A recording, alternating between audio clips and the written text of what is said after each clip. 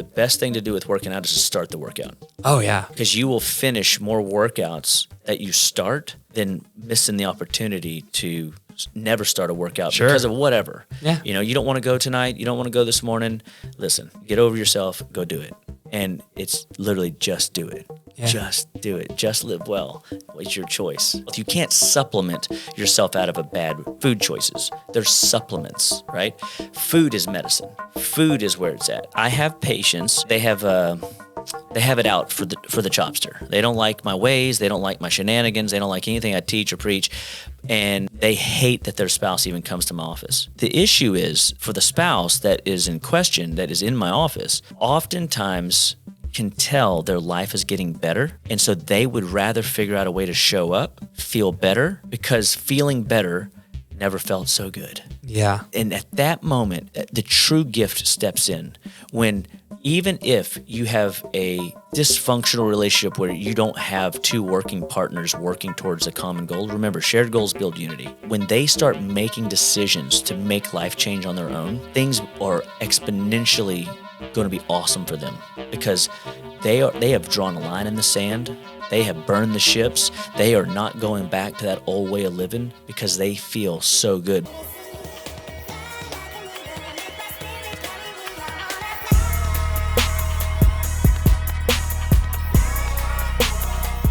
Welcome to Only the Greatest Podcast. If you're feeling stuck and unsure what to do next in your fitness journey, we might be what you're looking for.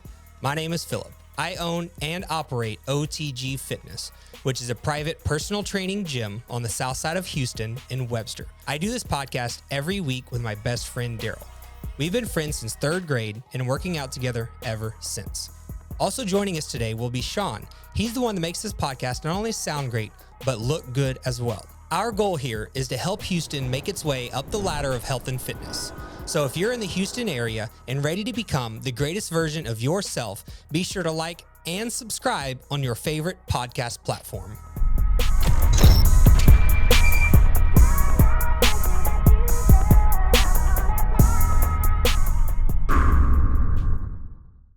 So before you start with kind of telling us why this stuff means so much to you, I do just have a quick question, which is like your website and also knows like your email address is like Just Live Well.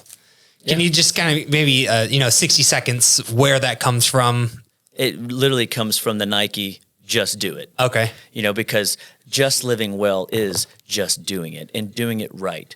And so one of the things that always inspired me about your Nike, there's this little image of athletics going the distance, your pyramid going to the top, and the OTG community, and taking Houston to new levels. Just do it. Just show up. Just eat better. Just make a better decision today. And so Just Live Well just sounded cool and catchy, and I can just see the footprint in the concrete. Yeah. I can see the perspiring victorious athlete on the podium. And I want people to have that same level of victory in their own lives when it comes to health and wellness and vitality. Yeah, I like that. When I hear something like that, it really aligns with me because for me, I try to keep nutrition, fitness, and these different things simple. And by saying just live well, it makes it sound like it's easier to do. That's right. And it doesn't have to be complicated, which is a big thing that I want to talk about today. I think a lot of people find it is complex. But it didn't have to be. That's Why right. do we make food so hard? Why? At first, when you first said like it is complex, it's like, man, this guy's going in the wrong direction. But yeah, you're right. Because in reality, digestion, the way food breaks down is super complex. Like there's a lot of unknowns in our body, right? Sure. That, we know as much about our bodies as we do the galaxy, right? The stars that are millions of light years away or whatever, stuff like that. Just the mere concept that there's 3 million more brain chemicals in your digestive tract than there is in your brain. I mean, right there. Yeah, it's super complex, but it doesn't have to be comcomplicated. Yeah, that's correct. Yeah, that's so great. So they'll keep it simple, stupid mantra. Yeah. That works here. Awesome. And so food should be our medicine. It should be our fuel source. It shouldn't always be about pleasure, although it can be very entertaining, which we're going to discuss. And I found that, almost 2 decades of practice how to lead anybody that's deconditioned, completely diseased, people that what my mentors would even call medical wreckage, meaning they're on 15 plus medications. This particular gal was on 27 and a half medications, diagnosed with 12 different disease processes and everything from autoimmunities to just something down to living with a urinary tract infection. So people come in to see us with an onslaught of problems, and food is medicine. Just live well through food, one bite at a time. Yeah, man, I love that. What got you started in all this stuff? Like, did it start as when you were a child, or like for me, it was more of like late teenage years. Is kind of like when I was around like 20, 21 years old. So maybe I got a little bit of a leader start. But is this similar for yourself, or was this from like early childhood? What got you going? So I didn't realize I was overweight. You don't really realize problems until like somebody helps you see it. And so I was overweight probably from my 10-year-old all the way up to 15-year-old world. I remember my parents, talking to me about cholesterol and telling me that I can't eat eggs no more. But I could eat pancakes. I could eat eggs. All right. And now we know that is complete farce and complete myth and complete terrible advice to tell somebody that, eggs are a problem. Or, and so I had a weight problem. I was 55 pounds overweight. And when I was 15 years old, I was on the swim team, and I had a girl make fun of me. It crushed me. I mean, as you can imagine, my hormones are like just getting ramped up, and already I knew I looked a little different, but I was a fish in the water. I could move. And but when this girl made fun of me, I mean, she goes, "What is he doing? He is so fat." Like, use the F word. Like, oh, are you kidding me? Mm-hmm. And so I literally it blasted me so hard that I literally dressed up in the locker room and I just walked right out the back of the school. I didn't check out. I didn't tell anybody. I was done. And I walked my butt home, and Aaron and I had a talk in the mirror. You know what I mean? And we're like, we're never going to have a girl make fun of us again. But the problem was I didn't know what to do. Mm-hmm. And so the only thing I knew to do was to just try to not drink sugar. I was a Coke-aholic. I was a juice box-aholic. I was an ice cream-aholic. So sugar. And so I just cut all that out. And that was step one. I went from 55 pounds overweight in 8th grade to reintroducing myself to people in 9th grade because they didn't recognize me. Some people even thought I was anorexic. But I ate. I played basketball all summer. I played outside every day, and I stayed away from sugar. I did not necessarily have a magical diet. It was an avoid. See, what you eat's important, but sometimes and often what you don't eat, and this is critical, more important. And so sugar is not even in the top 10 most common food allergies because it's not a food, it's a chemical. And I have a list in my office from Nancy Appleton's book, Lick the Sugar Habit. That's 156 different impacts that sugar has on our biochemistry.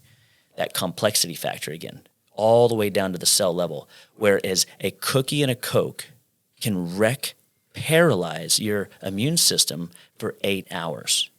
So now we know why flu season starts on November 1st, because what happened on the 31st of October? Halloween. Bingo. A lot of candy. Bingo. A lot of candy. And when these kids eat all this stuff, they paralyze their immune system for 8 hours. The flu can easily take advantage. And that's what happened. So fast forward, now I'm 19 years old, and now I'm playing basketball all the time. Still, I haven't had any sugar. I don't drink sodas. I don't do juice boxes. I mean, now I'm like, I got a complex, because not that I was eating any different or I was starving myself. I just was very conscious that image matters. So at 19 years old, my dad dies on me of a heart attack in my arms. So this was probably the defining moment of defining moments, because now what am I to do?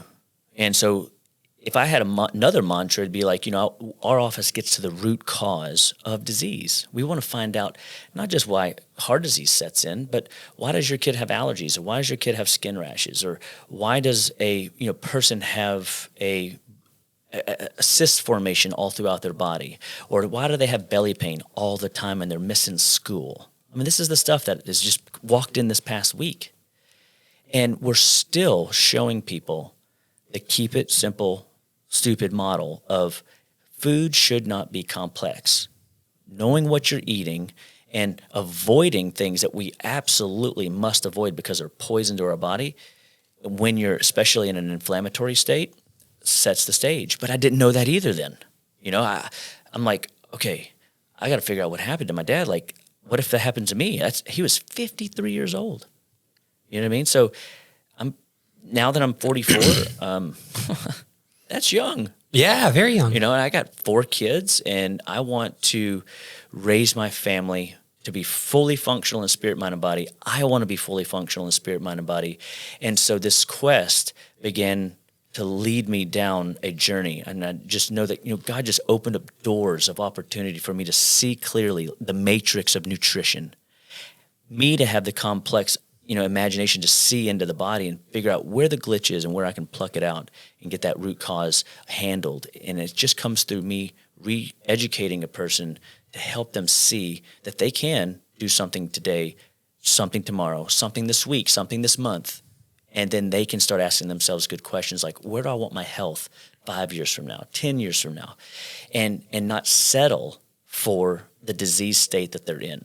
You know what I mean? Yeah, it's interesting how you got started. Mine's similar, but just like a little switch where I had the event first and then kind of got motivated to do a little bit better. In a similar situation, I didn't know what to do. Yeah. But I specifically remember, I don't know why, I have maybe it's like a suppressed memory until I really think about it, but I do have a memory specifically of, for example, I went from, and there was a point to where I kind of like, all I knew at this time was when I eat certain things, I feel really bad. I was going to the doctors a lot, trying to figure out what was going on. They could never really figure it out. But all I knew is if I didn't eat fast food, didn't eat pizza, didn't eat things like that, I felt better. And I have like this specific memory of like keeping my portions under control, for example, right? Like instead of making a sandwich and taking the bag of chips to the couch with me and eating, I would like cut it in half and take a handful and so I would do things like that.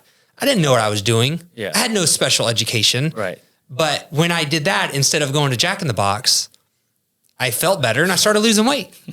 So it's amazing. And now here we are many years later, and I know a lot more. And speaking to someone like you with super deep knowledge, a lot of times it is going back to the root. And I want to bring up one more thing, and then I'll ask you some questions. But I remember when I met up in your office last week, and you were explaining to me like the types of different people that you have in and ways you treat and stuff. I was like, man, it's kind of weird because in medicine, there's all these special doctors, and in my mind, I'm like, man, they should see these special people. But then you flipped it on me. You changed the game, just like earlier when you said the complex and complicated thing. You changed it for me, and you're like, that those things are true. But at the end of the day, the root, the fundamentals of what you eat and how you treat your body is what we're focused on. Absolutely. And a lot of times that fixes, even if it doesn't fix it completely, it never hurts. I wish other people, and of course I don't wish anything ill on anybody, but like when you were describing when you would eat certain foods and it would irritate your stomach, I wish that would happen to everybody, because at least at that point you could, by trial and error, figure out what was allowing you to function and what was disruptive to a point where you were dysfunctional, right? So again, going back to what you eat is important, but what you don't eat is absolutely positively more important. Tell me how you feel about this statement. I personally think that a lot of people feel bad so often, they forget what it feels like to feel good. Absolutely.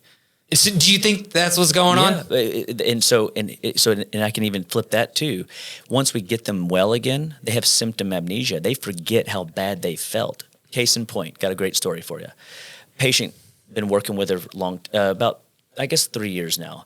She came in and she would probably agree with this statement. So this isn't an exaggerative story, but she was on her deathbed and she will tell you she probably would be dead by now if we hadn't got in on her case when we did. She had a wound that would not heal, and no amount of antibiotics, no amount of steroids, no amount of creams, lotions, potions would fix it. And inside of about, I have this whole documented case of about 8 months, how we basically resolved this problem to the point now where she is feeling better more often than not. She's training more often than not. She's, running at high levels in her work world all the time. Like, I don't even think this lady sleeps, which that's another issue. Sure. 50% of the health is sleep. But interestingly, the other day, I got a message that says she was having issues with belly pain. She was struggling with, mucus in her head and feeling a little bit heady, stuffy. And she gives me like this 3.5 minute dissertation on all the things that she thinks it is. Because by this point, now I've educated her for the last 3 years. So she's, she knows more than she did when she started. So she's already now playing the game, which is really exciting when a person begins to play the health game themselves and not just receive directive. They're thinking. The hardest thing to do in practice, the hardest thing to do in life is to think. And getting people thinking is life-changing for the person. But what she said inside of 30 seconds of her 3-minute and 15-second dissertation was all I needed to hear.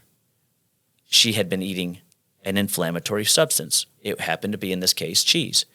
And I literally just messaged her back and go, "What are you doing? You know better." Like, it's easy. And I can pick on her because we're, at this point, we've been through the mud, so we've seen it in the grit and the scare and the worry and the, spouse upset and frustrated to the point, where he's ready to take her to the hospital. And I'm like, hold the phone. We got it. Just let me show you what's going on. And literally off dairy, 72 hours, everything dried up. The heady went away. The energy came back. And she goes, I just want some cheese. Yeah. I said, but it's like that book. Who moved your cheese? You got to go find another fuel source. You can't do it. And if I'm understanding correct, in your opinion or in your experience, you're not saying that no one can eat cheese. It's just for this specific lady. Can you clarify on that a little bit? This is a testimony, right? Yeah. So this is this lady's testimony. Mm-hmm. And we didn't even start there. That's not where we started. Remember, we had a skinned wound that wouldn't heal. So we came in with topicals. We came in with, very strong herbs like echinacea, golden seal, chaparral, things that are desert hardy plants, things that are mucous membrane supportives. We were doing things to fix the problem. But over time, you can't just, medicinally things back into health. You can't supplement yourself out of a bad, out of bad food choices. There's supplements, right? Food is medicine. Food is where it's at. So in this case, she just has a very obvious food allergy to dairy products. Mm-hmm. So I was hesitant to even throw that, substance out because I don't want people to think that it's just about one dogmatic viewpoint. Me neither. And that's why I wanted to go ahead. I know that's a little off topic for us right now, but I wanted to bring that up because so often people just throw these generalities out there. Correct, and I want to make sure that we don't do that. So I'm a physiologist. I'm a biochemist. I find the root cause. So for this gal, it may be a food. For this other person, it may be the swimming pool chlorine that they're swimming around in every summer. For this one, I had this one gal come in, and it was tattoos. The ink was absolutely, she was allergic to it to the point where she had to have her Texas A&M ring. You know how these Aggies are. They're real dedicated to their jewelry and wanting to show that baby off. She had to have it clear glass plated because she was so allergic to the metal.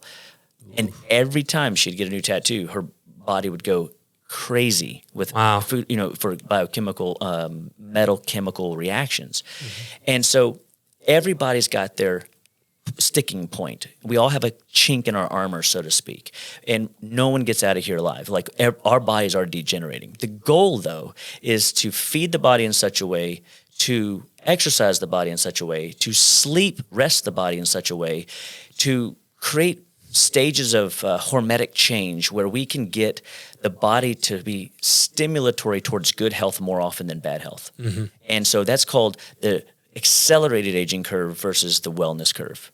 And we want people to go more down the wellness road, avoid the accelerated aging curve so that they outperform disease before it ever sets in. And it always remains small weeds, because your body, my body, Sean's body, all of our bodies are constantly going in and out of a state of cancer 160, 200 times a day. But your body is wise enough and smart enough to know a counterfeit cell or a real healthy cell. And it only allows the good ones in until it's so degenerated, it's so broken down that it's like, well, I just can't keep them all. Yeah, give up. And it just starts letting these bad cells come into play and start making root and making nest, and then it creates this massive disease. Yeah, I love all this stuff, and I'd like to discuss more. Maybe Sure. we'll have back on. Me too. Let's get on what we're here to talk about a little bit, if you don't mind. We're gonna. Don't let me derail. Yeah, I will. I will as well. I will. I and will then too. Sean's going to lay the hammer down, and we're going to be like, "What happened? What happened? What happened? Lightning, thunder." Yeah, I will as well. I'll just so- bring in the applause, man. Yeah. Bring in the applause. That's right. We're just happy to have you here, man. yeah. So That's I earned it. Well, you mentioned both of us kind of started our journey in our teenage years. Yeah. Right. Why is it so hard? I guess we can just start with kids. Let's just start with children. Why is it so difficult to have conversations about food? I've thought about this many years, as you can imagine, because I have these conversations with people each and every day. And the answer is because food is addictive, and it's addictive by design. So if you lick the back side of one side of a potato chip, a Lay's potato chip, for example, it'll taste salty. If you lick the other side, there's no salt on it. It is chemically designed for you to want it. And so the Rand Corporation, Pepsi-Cola Corporation, Coke Corporation all figured this out, that if they can get you to drink their drink, to pour your condiment on your food, by the time you're 9 years old often enough, you'll be addicted for life. So kids are raised in a society today where they don't know what tomatoes are. They think ketchup is a tomato. Yeah. Because there's a picture of it on the label. But if you show them an eggplant, what's that? That's pretty neat looking. Or if you show them a Brussels sprout or an artichoke, it's not Christmas. Why are we pulling out artichokes? That's not a pine cone. That's an artichoke. You know what I mean?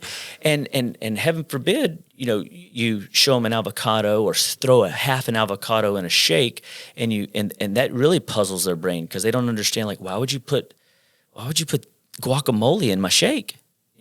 So we just have a very strong disconnect to what real food is. And what I like to teach my kids, and I teach patients this too. So everything I teach my kids and my family, I teach myself, through myself, living it out, and for my patients, is that there are all the time foods, there are sometimes foods, and there are absolute never foods.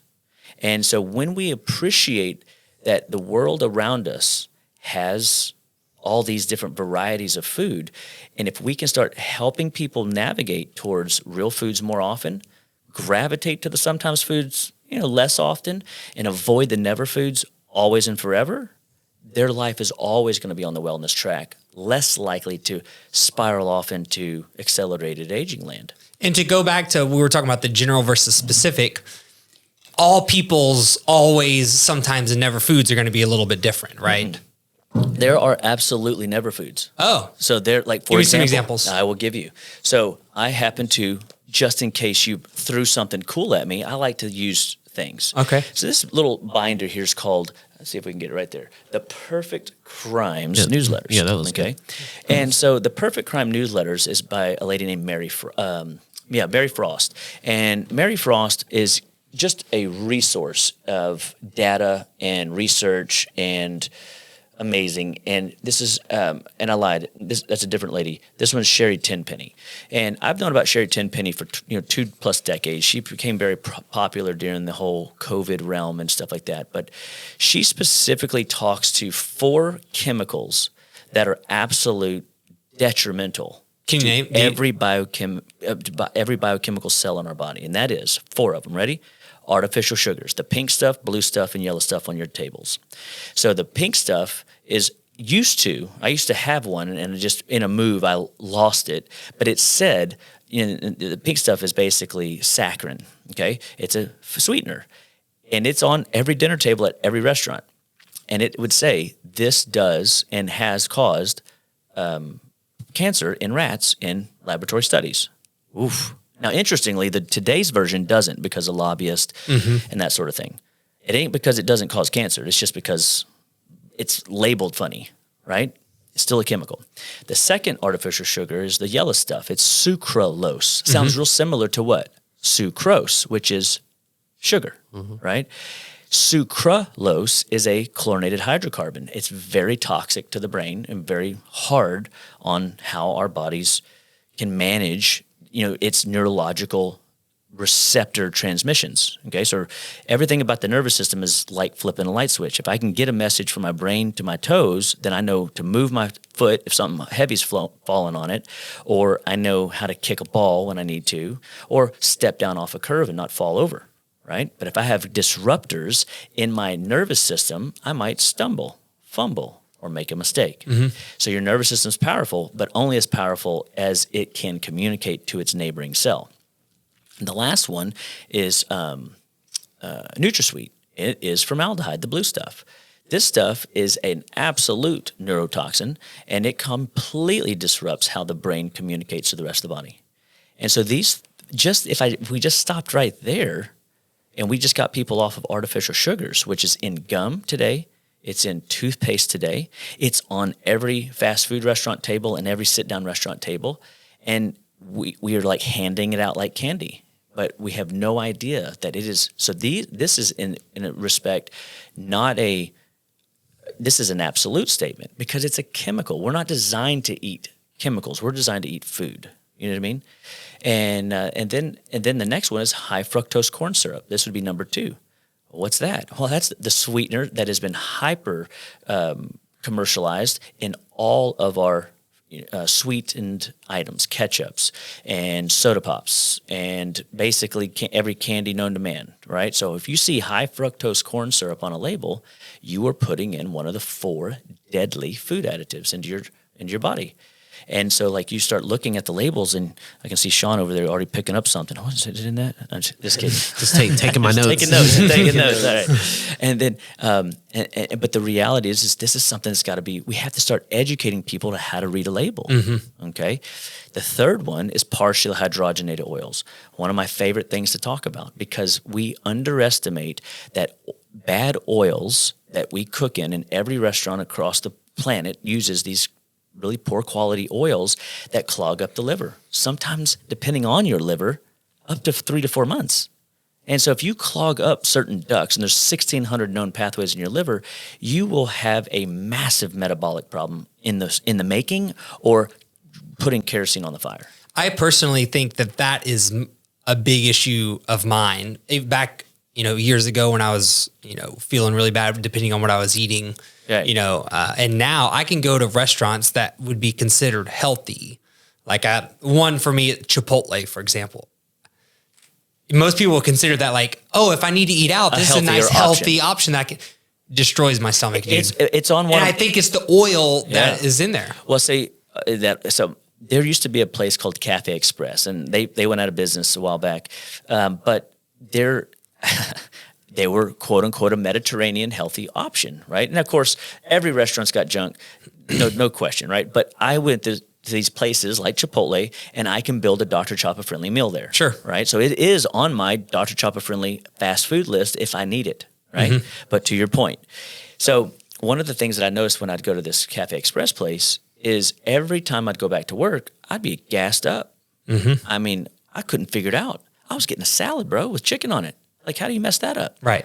So I said, all right, no problem. We'll start just de-weeding this process. So I started taking stuff off the salad. Hey, I want no walnuts. Okay.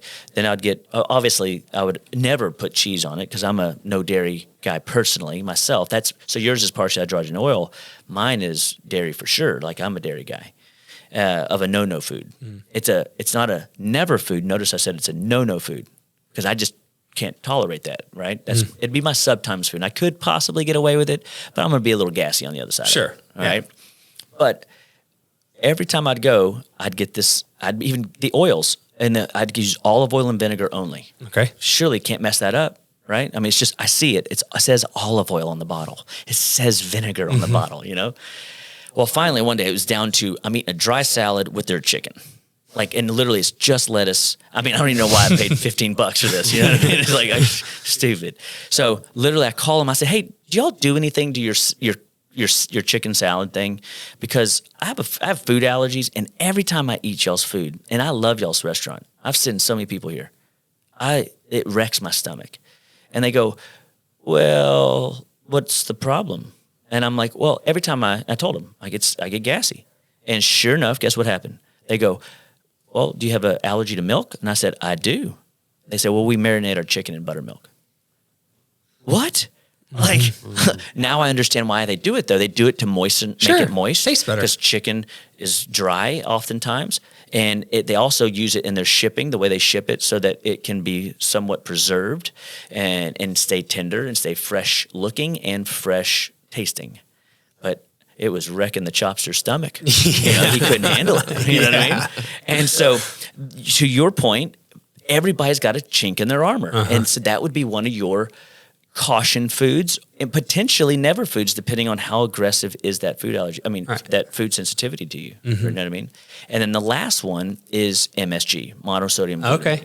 Now people go, oh, it's naturally occurring in Japan, and these people eat this stuff. I said, yeah, you're right, 100%. Except when we do what we did to the sugars, when you chemically alter them. When you take them in a lab, twist them to the left, and expect the body to not know its left from its right, biochemically, the body's not stupid. The body has been designed. It knows left from right. It knows how things should fit inside the lock and key for those receptors to turn and do what they're supposed to do. Again, the complex. You shouldn't have to know that. You should just be able to eat food. Yeah. I often tell people, and I have a couple of questions too before we move on, if you don't mind. Yeah. But a lot of times I tell people is like, by not eating out, your life is better. yes, 100%. I usually say by not eating out, you're 75% of the way there. Yep. That's what I tell people all the time. And it goes to the grocery store model. What do you do at the grocery store? Where do you shop? The aisles or the perimeter? The perimeter. Why? Yeah. Because you're 70% Whole there. Foods. You know? Yeah, Whole Less Foods. likely to find garbage. Now, it's not entirely accurate when you get to the fast food, processed food zones, but I do find that a lot of times all my quote-unquote gluten-free and healthier option fast food frozen chickens and stuff or sausages, they're on the perimeter, not where all the That's probably like a marketing thing. Probably. Yeah, They know. marketing thing. Yeah, again, these people are smart that are marketing, and he who controls the food controls the world. So if they can get you keep buying their product enough times, and this is another little nugget that I think when it comes to the point when you ask me the conversation, I'll pull it back up, is it takes 17 exposures to the palate to learn to appreciate a new taste, a new texture, and a new experience. Interesting. 17. So if little Johnny hasn't liked his Brussels sprouts yet, don't sweat it. Just give him another 16 tries. That's pretty tough, probably. Like But you got 16 years. I mean, you're 18 like years. some specific studies that you've read about on that, or is this something you've tried yourself? So these particulars are studied out. So people have studied out food in and out. I don't have them off the top of my head. I didn't bring you a book, but this is things that I've just observed too, and it is very interesting. I had this young man come over to my house around Brussels sprouts because Brussels sprouts I have a story. I have bunches of stories. I feel like Brussels sprouts are like a universal hated food. It is. Until like you in get a little bit cartoons. older. It's like a spinach or a thing or it's broccoli. like jokes in cartoons, like with kids that eat with something they don't want to eat. It's always Brussels sprouts. Ew, Brussels sprouts. Yeah, exactly. Why are you doing this to me? Yeah. And you see these but see, the thing is, I'd walk in the house and my mom be making Brussels sprouts, and I'm like, oh my gosh, like it smells. They do smell pretty it's bad. terrible, right? I like Brussels sprouts. And well, I like them I have grown to love them. They're actually, I eat them every day. That being said, I remember literally it was only about 7 years ago that I actually started eating Brussels sprouts. And I know all the science because they're cruciferous vegetables are so good for your liver. I can rationalize this stuff out in my scientific mind and be like, yes, I need to eat a Brussels sprout, but gosh, they smell so bad. One day I go, you know what? It dawned on me. My mom does not cook bad. I like 90% of everything she's ever cooked, maybe even more. You know what I mean? And so I said, Mom, make those Brussels sprouts again. I got to figure out some stuff. And I got to ask myself some questions about your Brussels sprouts because there's a strong possibility that me not eating Brussels sprouts and you not making me you're the reason I'm sick. Just kidding, Mom, love you. But what happened is I learned that when she would steam them, she would lemon them, and she would put salt and pepper on them and garlic. They actually they tasted phenomenal. They just smelled funny. So I had to get past the smell, right? Then we learned if we shred them in a like a food processor and saute them over the stovetop, the smell actually goes away. Interesting. And the taste is completely different. If you roast them, they're completely different. If you air fry them, they're completely different. And I started realizing, oh, goodness, you got to be kidding me. The same vegetable that I hated all these years, I could have changed up the presentation. So again, if little Johnny doesn't like his Brussels, don't just give it to him the same way every time. Change it. Give him another option. Get him involved in helping cut them and slice them. And hey, little Johnny, cut off the piece that you think is going to taste bad or smell funny. Oh, okay. Oh, but where do your fingers go? Anywhere but under the blade. You know what I mean? I have a comment that I'd like your feedback on. Yeah. And then I have a question. So my comment that I want to make, when you talked about changing the way that you cook them, amazing. First off, love that. That is like in such alignment with my belief system as well. And like kind of what we preach to our clients, because a lot of times our recommendation is less varieties of food. And I'm not sure if you agree with that, but a lot of times limit the variety to the things that you know work for you and also the things that you like. Be like, I don't want to eat the same things all the time. But when it comes to that, people think that eating Jack in the Box today and Wendy's tomorrow, dude, they're both burgers. You're still eating the same thing. Yeah, for sure. But what's different is the way you make it. Your variety comes from, you grill it today, you bake it tomorrow. Mm-hmm. And that's where the variety comes from. Right. So I was just kind of, piggybacking off what you said. It is very, I could absolutely dig into this a little bit with you, because here's the deal. In some respects, going to that simple model of how, we make it complex. It ain't complex. The body is very simple. You put food in, you digest, you absorb, you assimilate, you excrete. Very simple. Okay, when we break down the complexity into something simple that we can understand. And when we look at food, you just nailed it. There are fundamentally foods that beyond a shadow of a doubt work for you. Mm-hmm. And everybody that I talk to, I never build them a diet. Never, ever. They go, I need to know what to eat. I want to eat like you, Dr. Chapa. I said, no, you don't. I assure you. I've heard all y'all's stories, and y'all all tell me how great you're going to eat and all this stuff. And I've even tested on a few of y'all, and you guys can't handle it. I mean, like I'm an extremist. Like I'm so far down the rabbit hole of this. You're at the beginning. I like that you're good with. I like that you're good with that too. Yeah, that you know that about yourself for sure. And don't try to like push that onto anyone. Remember, I've got Mary Poppins' bag over here. Yeah, I'm hoping you let me in this bag. You know what I mean? But here's the deal: is that if you know Brussels sprouts work for you, I know for me, I love broccoli and I love cauliflower. They gas me up. Oh, but Brussels sprouts are in the same family. They're cruciferous. Yeah, but they don't gas me up. Mm-hmm. Broccoli is not my friend. I love broccoli, but he doesn't love me. So guess what? We don't hang out that much. Sure. You know what I mean? My type bite into some broccoli every now and again. Heck, that's a sometimes food. That's one of my sometimes foods, especially if it's got some bacon grease on there or some ghee, or you know what I mean? I might get all up in that. As soon as you brought up Brussels sprouts, I thought of like bacon on it. Oh my God. I'm just a good butter guy myself. My daughter makes sparkly Brussels, is what she calls them, and we even have a video on our YouTube channel about sparkly Brussels. And she made this years ago. We've never not taken it to a place that we were invited to, and it not get eaten in completion. Wow. And she makes it and has made it forever. Sean, can you take a note on that so we can find that video? Make sure that you'll invite me to we'll do a cooking show. The OTG Christmas party. You're going to be invited. For sure. I'll even dress up like an elf. Oh, perfect. So my question, and then we'll get back on track. So just curious on your feedback of what I often tell people when it comes to the artificial sweeteners thing. A lot of times we work with people that are very overweight, mm-hmm. right? People usually they want to work out because they want to lose weight. That's like the main motivation, right? So if I'm talking to someone and this artificial sweetener thing comes up, we'll start discussing, and they're eating a lot of added sugar. Sure. Right? So sometimes what I will do is for the weight loss piece of the equation, I'll even recommend, hey, if we can go from regular Coke to Diet Coke, And then once you're on Diet Coke, get some results, we're moving in that direction, then we can work on getting off of that as well. Like, how do you feel about that? And then I usually also, honestly, what I tell them at that point is like, if you want to continue to use artificial sweeteners, I'm going to leave that decision up to you. A lot of this stuff is kind of up in the air, you know, from my personal understanding and like my education level. But I will often recommend artificial sweeteners to get their calories down. For sure. And then from there, we can work on getting that out of the equation as well. Just curious on your feedback of that. So, and I can agree with the logic and the approach.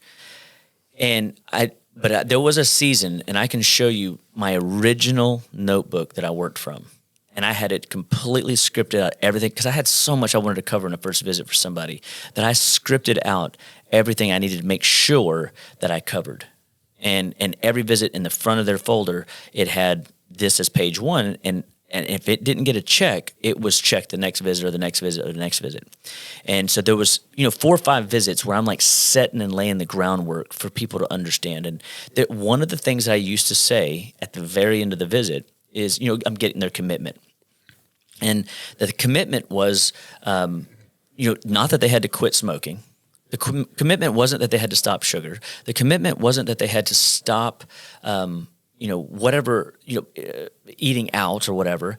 The commitment was, if you're going to continue to eat artificial sugars, I can't help you. I was very dogmatic. Now, granted, understand, I was new. Sure. Yeah. And so I have now come to a place where I get it. Marginalization and slow and steady wins gets people from point A to point B.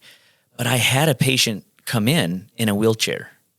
And when she was drinking 2 liters of Diet Dr. Pepper a day, and I told him, I said, you are neurologically wrecked, and it's because of what you're doing. Now, you might go, well, of course. You're 2 liters. That's a truck ton. That's a lot. And it's a half gallon, right? Yeah. Right? Uh-huh. And so, and the husband got it. She didn't get it. She was upset. It's like, don't take their vices away. I already know. Yeah, I've been in that situation. Yeah. And so I probably would have gotten a lot farther had I took your approach and just reduced it by a little, but I had to go by my dogmatic, everybody's got to learn. Now, remember, this was 20 years ago, okay? And I didn't see her again. She never came back, and that's sad. So who won then, right? If you set the scale too high and somebody can't overcome it, they might quit and therefore throw in the towel. Yes. Oh, I tried that, or you know what I mean. Mm-hmm. And the reality is had I not been so dogmatic, I would have potentially won that opportunity to serve her well. Right now, the good news is God was faithful to my shenanigans and my foolishness as a youth in the field, and He took what I couldn't do and made it well. The husband heard me. Since the lady was in a wheelchair, she couldn't reach the Diet Coke, and he put it on top of the refrigerator, and then he'd pour it out, and then he wouldn't let him. And in those days, there wasn't DoorDash, so you couldn't just easily get access to it. So he starved her of it, and he said she was cussing him right upside down Sunday. You know what I mean? So it was bad news bear. But I guarantee if she didn't walk back into my office in 4 months, I didn't recognize her. And notice I said walked. Yeah. No longer wheelchair bound. Walked. And when she walked in, told me who she was, I fell over. My jaw hit the ground. I was like, oh my gosh, I remember you. I could see her then. And I said, what'd you do? She goes, my husband started me that Diet Coke or Cola that you said I couldn't have. Mm-hmm. And it changed her life, right? So in that respect, what you just said in moderation and marginalization, bringing things down gradually, is not a bad plan when we're talking about weight loss, because to the point, we overconsume. But you have to recognize, again, if it is indeed, maybe this her science is pretty legit, like she's got a ton of references. And if she's got all these references that back up what this stuff does biochemically in our body, we ought to question how our government lets this stuff in, right? But, we can't maybe change the government, so we change ourselves, and then we be the example for other people to see, and we show them what has worked for me, what has worked for others like me and what has worked for others like them. And then we start building cases. And I think that's a powerful place to be. So I agree with moderation, and I agree with backing off and switching gears, recognizing. The only thing I might suggest is, but I'll be honest with you, when we get you to a healthier weight, when you get stronger and your biochemistry is more stable, you need to dump it. And you just need to be okay avoiding the artificial sugars because they're no-no foods. And then let's learn, because at that point, if they've been a good student of your work, they will be more disciplined, right? Yes, 100%. And that's the problem, is they don't have the discipline yet in the beginning. For sure. And so that's where in 2 decades of learning people, I would agree with you 100%. Yeah. But I share that story because my heartbeat is extremism, right? Like, but people aren't. Yes, and that's why I wanted to ask that question, just because I think people listening to this need to know that they're not failures. No. Just because they can't make this switch tomorrow. So here we go. Right, very important. Now you just set me up. So now we've got a great book, right? And we're not going to read the book, but there's 101 great attitude statements here. So attitude is everything. This is an excellent rolling book about the power of attitude. And the reason I grabbed this when I was walking out the door is because if we can help people just see that their attitude towards their body, their attitude towards their workouts, their attitude towards food, if they will begin to change their attitude, guess what they're going to get? Better results. Better results. Yeah. Absolutely.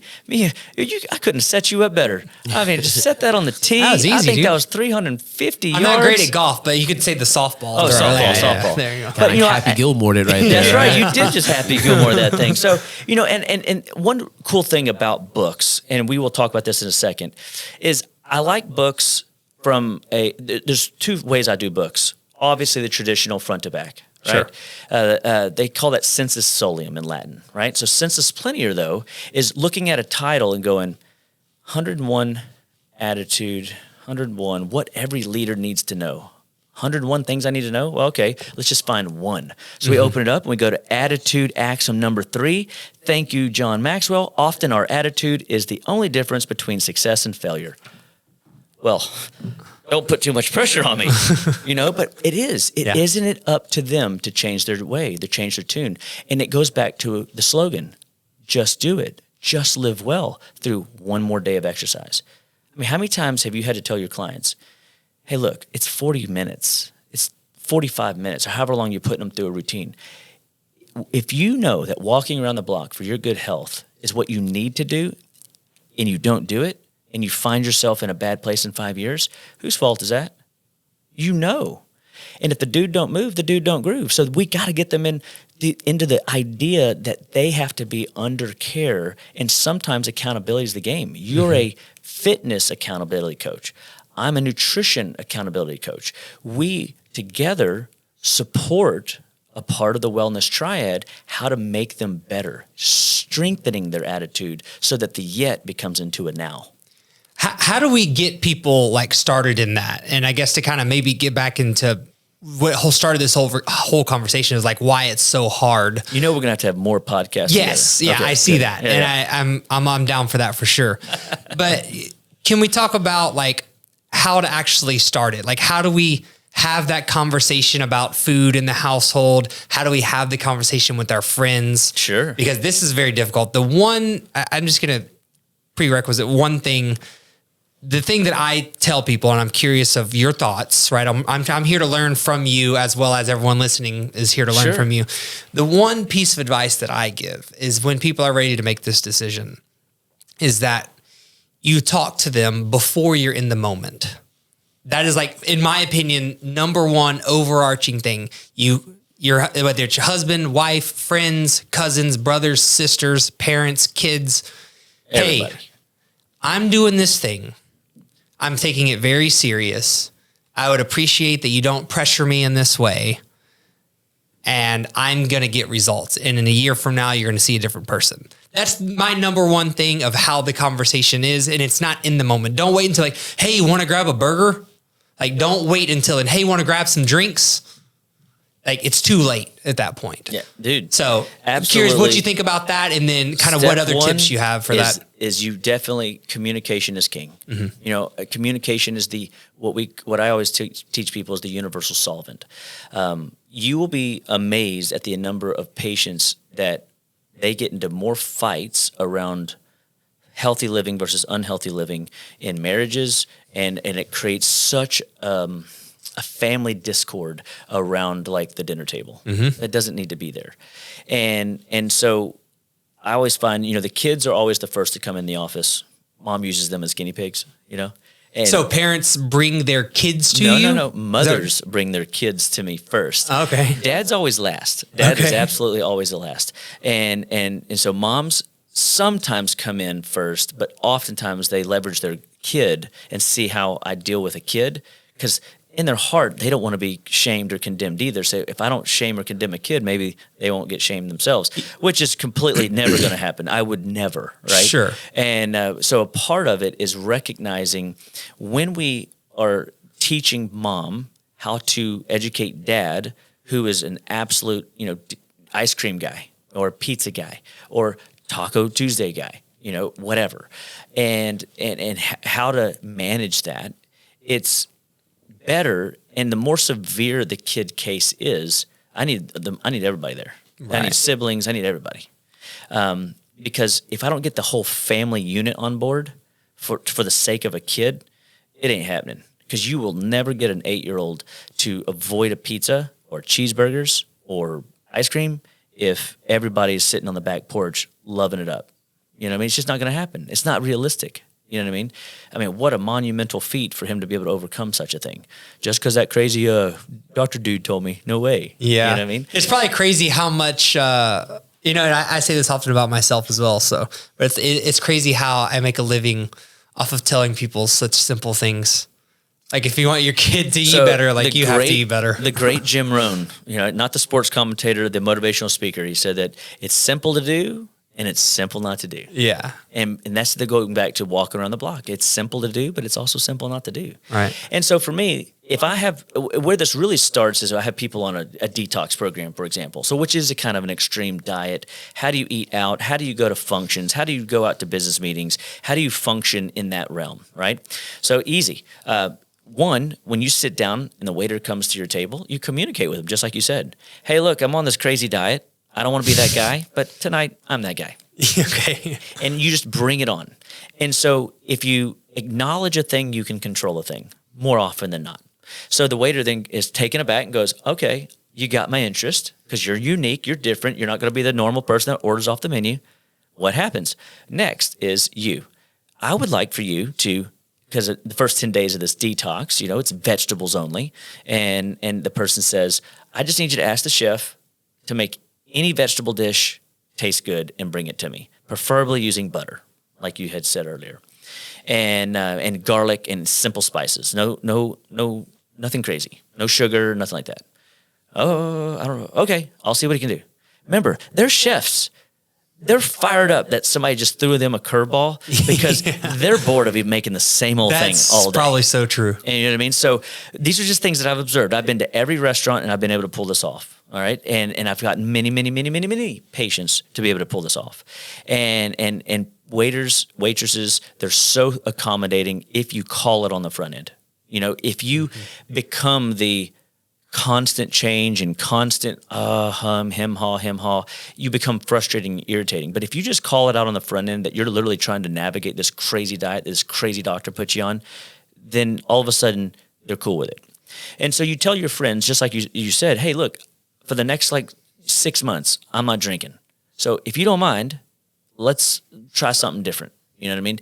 Or if you really want to play the game and you don't want people to really pressure you or, give you a bunch of, you could do bitters and soda water. And bitters is gentian. It's an herbal, and it's designed to, soothe the tummy. It soothes the tummy through stimulated mucous membranes to produce more gastric enzymes and activity of the gut. So you could technically drink this at every meal prior to the meal, and you're preparing your body for digestion. And I've seen success with clients where just It looks like they're doing the Bingo. thing that other people want them to do. That's exactly right. And that's the thing is you got to remember food is a form of entertainment. And if you're a hospitable family, oh man, you start putting restrictions on diet and stuff, it creates a lot of stress. So if you can hold a sparkling water and bitters in your hand with a lime twist or a cherry twist, you got yourself a game to play. And people go, what are you drinking? I'm drinking bitter soda water. Sweet. Cheers. And on down the road you go. And nobody's the wiser. Mm-hmm. And I've had great sales guys that eat at fried food joints and whiskey places, and they pull off the grilled fish and the bitters and soda water, and their clients go, what is that? That looks really good. I should have tried that. Yours looks better than mine. Yeah. And they create this because when you start looking at these other options, if you look at fried food and you look at the standard food, it's very bland looking. But if you look at something that's grilled or a salmon that's got a pink hue to it, or you look at a sweet potato over a baked potato, you start bringing variety and color into that table. And it's like you take people out of Black and Whiteville into Pleasantville. That's so true. That goes back to what I talked about earlier, where kind of people feel bad so often they forget what good is. That's right, and they forget what it even looks like. Yeah, exactly. And if you in food, I always say that if you want to become, you become what you eat, right? So people say, "Oh, you are what you eat." You actually become what you eat. So if you want to become a sugar-filled lump of dough, eat them. But if you want to eat fresh, vibrant foods, you yourself will become fresh and vibrant. And this is it's very interesting. Like a part of toxicity is I had a kid come in 2 months ago, and he came in for one reason only: stinky feet. So bad, no word of a lie, so bad that the whole family couldn't handle it. They had to find a solution. They couldn't figure out what it was. It wasn't athlete's feet. It didn't have a fungus. They couldn't figure out what it was. I get all of them. I mean, I get all these weird cases, right? So he comes in, and sure enough, what happens is your skin emits what your body can't get rid of naturally through the bowels.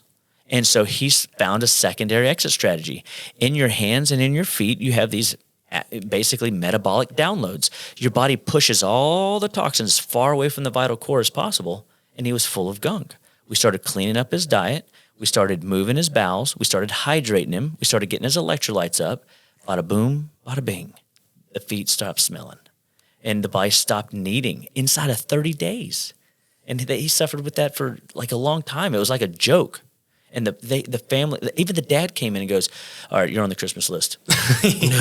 No word of a lie. Yeah. And so I'm telling you, there is story after story. And was that a simple case? Yeah. Pretty simple, right? It was literally dehydrated and constipated. Yeah. And so once we got the hydration up, and we got the hydration up through, one, drinking more fluids, but we use like electrolyte drinks and minerals that you can add to water, chewable minerals. That make it taste better? That make it taste better. Yeah.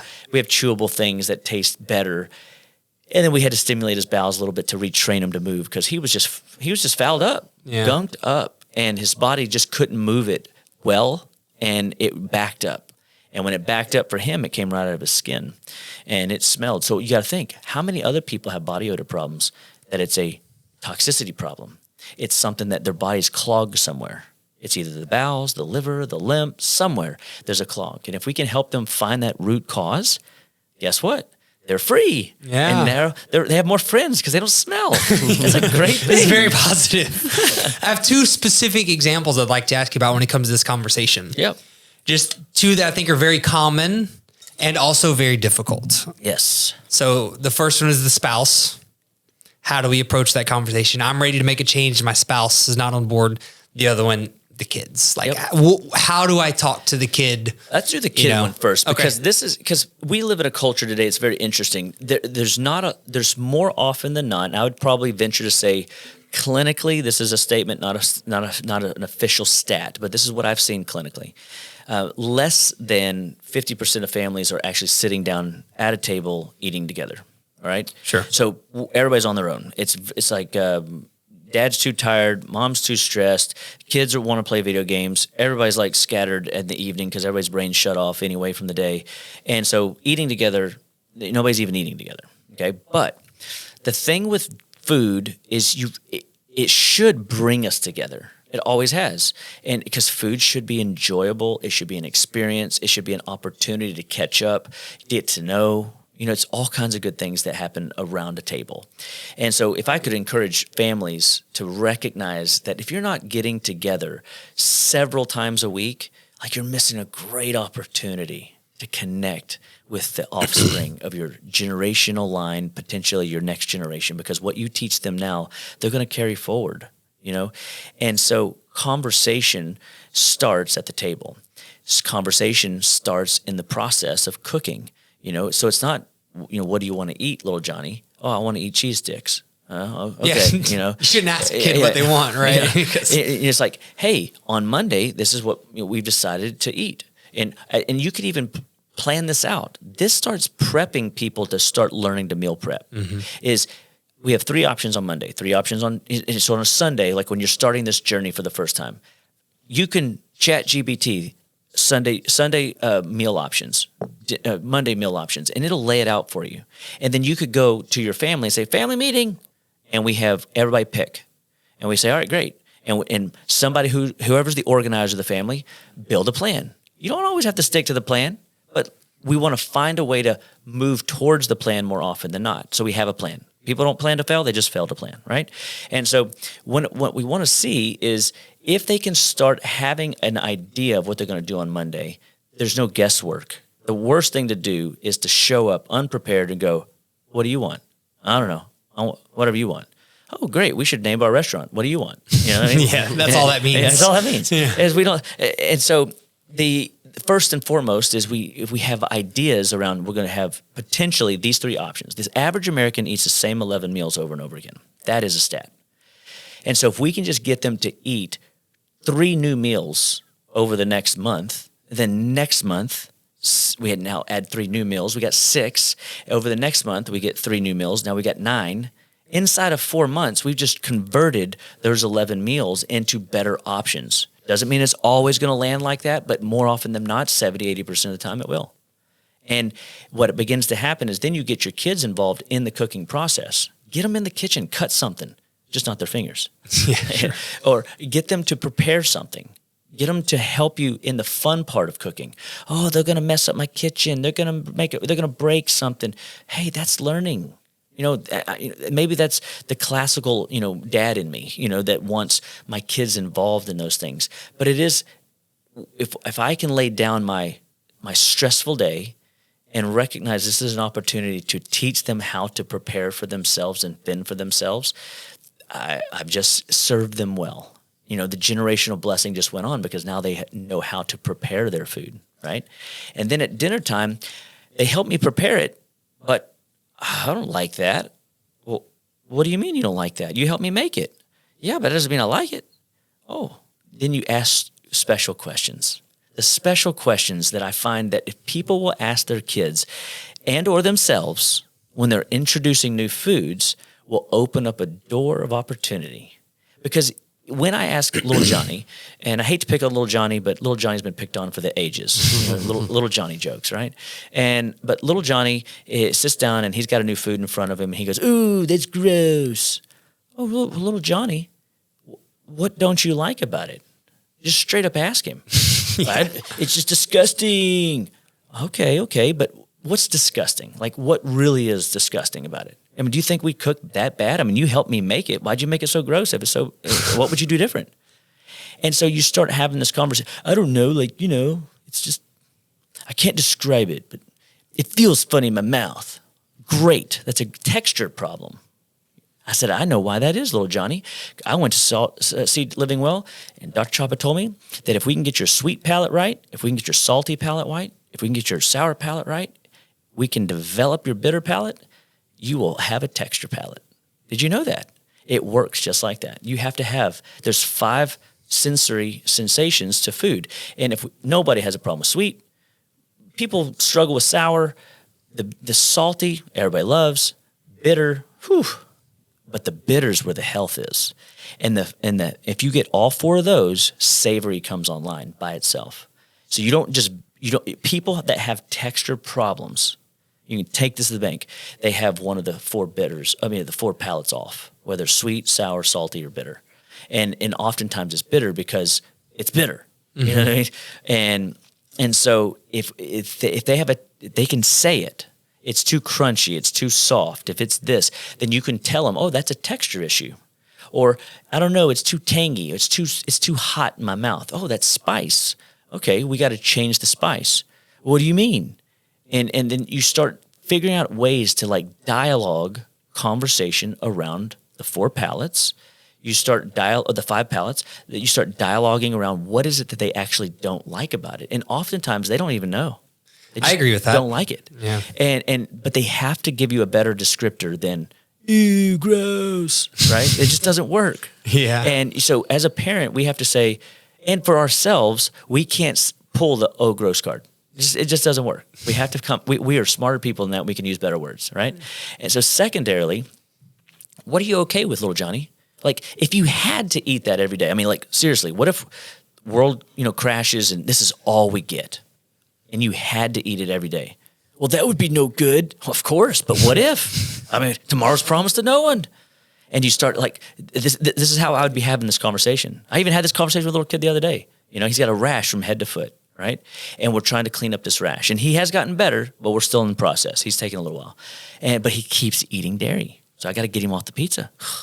I mean, and this kid is for sure. He's a gluten dairy problem, and so and I'm like, so what are you okay with about whatever it is that he's eating? Let's say it's broccoli. I don't know. It looks cool. And I like the fact that giraffes, I think they're cool too. And they probably would eat broccoli. Okay, well, that's fair. I mean, and so now we're conversating about this broccoli. So now the broccoli doesn't look so scary because now I associate something I'm cool with, the giraffe. And I don't know, it looks like a small tree. Great. All right. Well, what if you had to like it? Like, what if there was something you had to say to me that was absolutely positively, it's not that I'm okay with it. Actually, I like it. I like the fact that you let me put salt all over it. Oh, you like salt? Yeah, I love salt. And you don't let me eat salt. Well, what if I put salt and what if we try like some other oil with it and like make a cool, like a oil sauce for your broccoli tree? I don't know. Let's try it. And then you get them playing and they nibble on it. And then you could educate them. You say, if you chew that 17 times, you'll start to like it. If you try it 17 times, you will surely like it. And then you start just having dialogue around food. And little girl comes in just on Monday, and it was such a blessing to me to see because not only, this was an ADD kid, ADHD kid, ODD kid, and which is just another modern ADD term. And this kid had a major food problem and another constipation problem and only eats processed food problem. And so dad doesn't come in, it's just mom, and brings the girl. And she's like running up and down the halls, she's turning somersaults, she's fun, talks a lot. But I got 4 kids, so I got 4 dogs, I got 2 cats. I mean, I'm used to chaos. I'm used to chaos. Little mini zoo. Yeah, we're a circus. And so this little girl and mom comes in on Monday, and I say, how things going? She goes, you will never believe these conversations that we're having are absolutely life-changing. My husband likes my food now. I like my own food now. Her sister likes her own food, likes the food now. So much so that my skeptical parents are saying, I don't know what you're doing with her. Keep doing it. Because we're falling in love with our granddaughter all over again. And so it's generational, right? It's generational down, generational at the level of coaching, the mom and dad, and the upline is even fallen in love with the change. So if you ask these 3 questions, what don't you like? And you don't settle for, ooh, gross. If you get past that, what are you okay with and what do you like? You will find conversation come up around food, and then their curiosity is looking for something. They're not just aimlessly eating bland food. They're not aimlessly getting overstimulated with spicy food. They're not aimlessly being hit up with bitters and not knowing how to process the world of vegetables being bitter, because you as a parent might not know how to spice it right. And vegetables, as you know, they just take the flavor of whatever you spice it with. Sure. Yeah. So if we can then take those same concepts, say, all right, we're going to have Brussels again or green beans again, but we're going to put onions and bacon with it. or we're going to put some garlic and, Italian spice with it, or we're going to put some Mexican, spice and pizzazz in it. You know what I mean? So what happens is you start setting the stage for what they're going to experience tonight. Heck, you should probably even dress up, put a little sombrero on. Yeah, and, get them in the game. Make it fun, man. Yeah. And food is fun. Food is an experience, and that is what we're after. And that sounds like a lot of work, but it's not. I just took the time to explain out like what all might be happening at a table. And you may only pick on a couple of these questions, but the idea is just getting people to dialogue about what their experience is that is happening in their mouth, especially as youth, because these are oftentimes new experiences for them. Yeah, every time they eat, and kids already have a preconceived notion of what they like or don't like. For sure. Adults sometimes too. Well, for sure. Kids for sure. But yeah, so it sounds like the most important thing, first and foremost, is plan. Yeah. So you got to have a plan. That's right. Right. And then once you have a plan, you implement the plan. That's more often than not. So we always give them grace, like 70% of the time. That means you can take 7 steps forward, 3 steps back, and still get a net gain of 4. Which is what we just talked about earlier, For right? sure. Make Absolutely. slowly but surely. So make the plan, implement the plan as much as you can at this point in your life, right? Kids are crazy, makes for a hectic life, chaos, like you said. And then once you're there, have actual conversation. You need real answers. And it's funny because similar situation in the gym, like when we're talking to adults, right? About like their goals. Just glorified kids. Yeah. And like what they want out of what they want out of their fitness life. What do you want out of this? Like, what is your end goal in life? Give me a couple. It's hard to actually pull something. They're like, I just want to, look a little better. I wish I would have how sometimes you get caught in the roll in the wave of scrolling. Mm-hmm. There was a guy, and I don't even remember his name, but he was a famous kind of motivational speaker, leader, whatever, business tycoon dude. Sure. And he goes, he was talking about hiring and firing. He said, one of the questions that you should always ask a potential new hire is they're basically give them a piece of paper and say, I need you to write down 10 things that you want to accomplish in the next 5 years. And if they can't do it, don't hire them. Why? Because they have no plan. And that might be extreme, but his point is that if you have an idea of who you want to be in 5 years, who you want to be in 3 years, and you start recognizing that it's up to you to, one, plan out your future. And I always say, we write our plans in sand, and then we trust God with the rest, right? I mean, because I can't guarantee tomorrow is going to be there. But I do know that, look, every one of us could be driving down the road today, and it's thinned. But I'm not planning to get rocked out today. I mean, I got a fully functional spirit, mind, and body all the days of my life. And I used to tell people 125 years I want to live, fully functional spirit, mind, and body. But then I had to stop because I felt like God really just said, look, I'm in control of the expiration date. You don't get to call that shot. I'm like, okay, but what do I get to do? And he's like, well, you can help people with their energy, their vitality, and I will manifest their longevity. Yeah, and I'll always like to think that, you just want to be the best version of yourself day in and day out. And also take your future into account. And if you don't know, it's just like, I was just talking to someone about this the other day. You need to know where you're going. And they used to say, if you're going somewhere with the map situation, but now in today's GPS world, what I told him was like, if you pull out your phone and you don't put an end destination into your GPS, I wouldn't even be on the show today. It wouldn't tell you where you're going. Because I wouldn't know how to get here. You wouldn't know how to be. Yeah, you don't know what the end destination is. You don't know what the route is going to look like. The GPS can't give you a route because it doesn't know where you're going. That's right. So important. So what do y'all do when you get somebody that, doesn't know? It's just about, similar to what you said, getting real answers out of them, asking them why, making them with an adult. You just have to make them realize that what you're saying. What happens whenever they say to you, I want to lose 60 pounds in a month? What are you telling them? Oh, well, then you just start to explain the reality of the situation, right? Well, but because the reality is that is I think helping, and I would call that adult time frames, right? Yeah. Is look, we have to have adult time frames. I'm so thrilled that you want to lose 60 pounds because for every 10 pounds you lose, that's a mile of work your heart won't have to do. Yeah. And you're going to be thankful. I love that. You said adult time frames? Adult time frames. Yeah. So that's pretty much how the conversation goes, is helping them put things into perspective from an adult perspective. Like, For hey, sure. we're adults here. We can have real conversations. That's right. This is what you want. You're going to pay a good amount of money for this thing. You're investing a lot of your time. And we're going to be friends through this process. Let's get real about it. That's right. You know, so That's right. Let's talk about the conversation with the spouse. Yeah, the spouse Now is we a got little two tricky adults talking to each because other. now the spouse wants, one of the spouses want to go out on a date. My wife loves going out on dates. And when I was doing the whole bodybuilding thing and I was eating, only got one cheat meal a week and it had to be very specific to whatever my coach was telling me I could eat.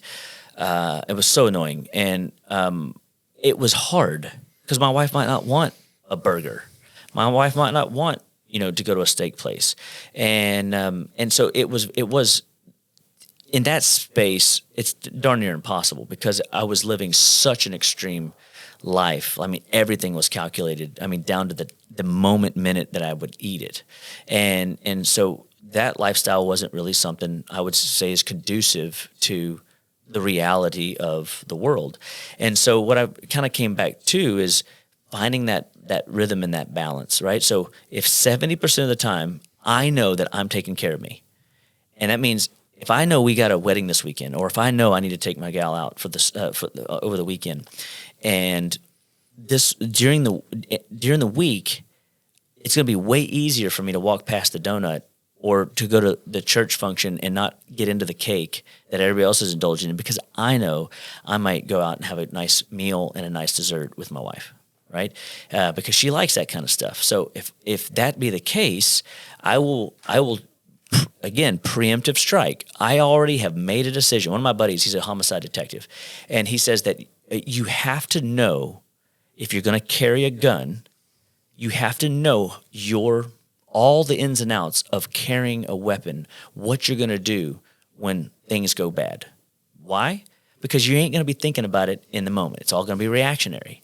And so we need to learn to respond to the world. So if I know I'm going to be going out on a date this weekend and there's going to be potential chances to eat junk food or things that are what I would call sometimes food, I need to plan my week accordingly and avoid the pitfalls of, well, I cheated on Tuesday and I cheated on Thursday and I cheated Friday night. And of course, Saturday's still here. And so we calculate the opportunity cost to food because food has a potential 3-day window of impact on your body. So if you eat your food allergy of sort, if you get into sugar, if you do these things, what's going to wind up happening is if you do certain foods on Monday, Tuesday, Wednesday, Thursday is affected. If you do certain foods on Thursday, Friday, Saturday, and Sunday are affected. So if I know that I'm trying to lose weight and that's my goal, I know that 6 days out of the week, I need to be on game. And I don't get a cheat day. I get a cheat meal. Mm-hmm. That's the extreme of it. But if you've got 60 pounds to lose, you need to be okay having an attitude of reality that I got to make some real change because 60 pounds didn't just come on overnight. You know what I mean? 60 pounds got locked up in your fat cells. It got locked up in brain tissue. It got locked up in your joints. We have to trust the body to, in its divine nature, unlock those doors and excrete that stuff out accordingly and still run normal processes through the day. So I tell the spouse, in this case, she wants to eat on Tuesday, go out to eat on Tuesday. I say, honey, we're going on a date Saturday, not tonight. Let's cook at home. I don't want to do that. I know, but I'll help you. Really? Okay. So now I get involved, right? We don't just put it all on the missus. Or if you're if it's the guy, you get in there and help, cook. So if you're going to expect, to eat clean all through the week, and she's had a rough day on Tuesday, be willing to maybe clean the dishes that night, or prep the kitchen, or just be present with her at the table while she's navigating around. Cut up the garlic for her. Get the oven hot. Honey, what can I do? If it's the other way around, and it's the lady trying to get the husband, on board, and she has to tell her husband because he wants to go out to eat. Say, honey, can we go out on Saturday night? I got a big day tomorrow, and I need to get to bed early, and I want to make sure I get good rest because I'm trying to do this exercise thing, and I'm trying to eat better, and then what does it sound like? Conversation. I'm teaching him, or her teaching him, or him teaching her. There is a bigger plan that we've both agreed on. We're paying for this process. We're paying for accountability, and they're teaching us, coaching us on how to live our lives because apparently we can't do it on our own. I got high blood pressure. I got high cholesterol. I got inflammation in my joints. I got headaches all the dang time. Something's got to give. And so in a lot of times when just conversated like that, what spouse wouldn't want better if the other significant other was dealing with a real medical issue? Yeah, it's interesting. The first thing that you said was, well, let me help you then do this thing so we can stay on this plan together. And really the advice that you're giving is just sounds like relationship advice. Yeah. You know, amazing. And it just happens to be revolving around food in this scenario. So what's important here is, one, to get a little, you got to give a little. You know, so if you're asking your spouse to do something, I like it. No matter what it is, today we're talking about food, but if you want them to do something that they don't necessarily want to do, well, you got to give a little something up too. They've always said, good sex starts in the morning. And why is that? Because you got to love your bride all day long. You got to love your spouse all day long. It isn't just like, a one-hit wonder. It doesn't work that way. The plan has to play out all day long. And I think that's, again, if you want to become fresh and vibrant, to look fresh and vibrant, to smell fresh and vibrant, to experience fresh and vibrant, you got to think differently. You got to perform differently, because just letting life happen to you will get you in the boat you're probably in. And you might, if you don't like where you're at, the only thing you can do is change. And change is always happening. Erosion's always happening. So pick up the reins and control your destiny. Like, set the stage, set the tone, and know that, attitude is everything. Recognizing that the little things we just talked about the 4 deadly food additives, if you just walk away with that, if you just start chewing on the possibility that, what if? Sugar? He said he lost 55 pounds just getting off of sugar inside of 4 months. Wow. Well, here's the next piece of advice. You can't expect what you don't inspect. You start filling out a food log. Show it to your spouse. Honey, you'll never guess. I found something about myself. I can't believe it. I'm a little embarrassed to say it. It's so obvious why I got high blood pressure, I bet. I eat junk food all day. No wonder I crash every day from 1 to 3 p.m. Yeah, every day at least one thing happens. Every day at least one piece of junk food is coming into my body. That's right. And every day I have a new symptom or a different symptom or the same symptom. Yeah. And if you show that, to somebody, now granted, I think we're talking about the idea that both spouses are being reasonable, right? Because you can't rationalize with irrationality. You just can't. And I have patients that literally have completely, they have it out for the chopster. They don't like my ways. They don't like my shenanigans. They don't like anything I teach or preach, and they hate that their spouse even comes to my office.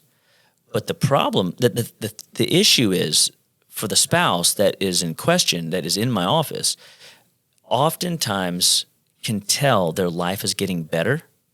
And so they would rather figure out a way to show up, feel better, because feeling better never felt so good. Yeah. And at that moment, the true gift steps in, when even if you have a dysfunctional relationship where you don't have two working partners working towards a common goal. Remember, shared goals build unity.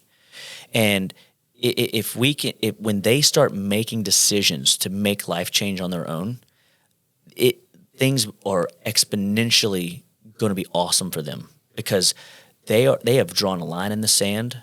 They have burned the ships. They are not going back to that old way of living, because they feel so good, because they don't get symptom amnesia. They remember how bad they felt. They know what a migraine feels like, locks them up in a room. They know what having a heart palpitation feels like, and they are worried that they're not going to make it through the night. They know what nightmares and night terrors or night sweats feel like so bad when their others is over there, sleeping like a baby, snoring it away. Mm-hmm. You know what I mean? Yeah.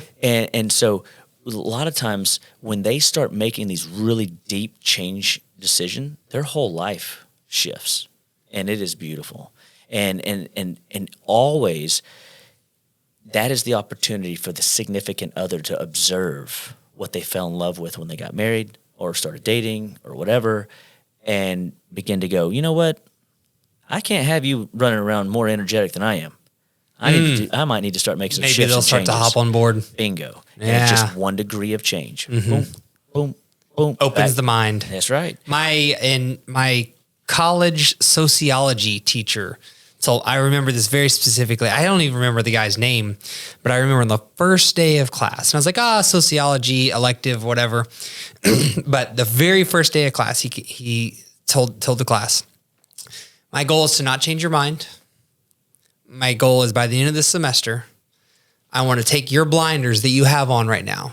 No offense to anyone, but you have blinders on right now. Yeah. I want to open them 1 degree. And 1 degree. 1 degree is my goal. And like, I remember that so clearly. And it sounds like what you're saying. We need to open the spouse's mind. 1 degree. 1 degree. Yeah. Because everybody starts somewhere. And it's just like your little pyramid, the OTG pyramid is the bases are wide, the pinnacle is tight, right? So wherever you start on the triad, it's okay. That's just where you're at. You can always go up. Now you can always slip down. Sure. But you can always go up. That's right. And it's just 1 degree of change. It's 1 attitude shift. It's 1, piece of new nugget information that will radically change your world. And ultimately, I think that is the wellness journey. And, one most important thing I try to help people understand, because no one gets out of here alive, we're all going to deal with something sometime. We always do, right? Is wellness is how well does your body adapt to the elements of, because you can't always control what happens.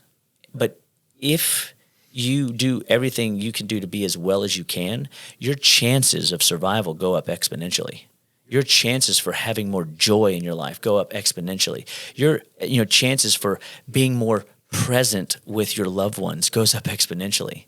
If you're exhausted all day long and sleep doesn't get that resolved, you see the difference between being tired and exhausted is not relieved by rest, but tired is. We all get tired. The brain shuts off, you go to bed, you wake up, you're fine.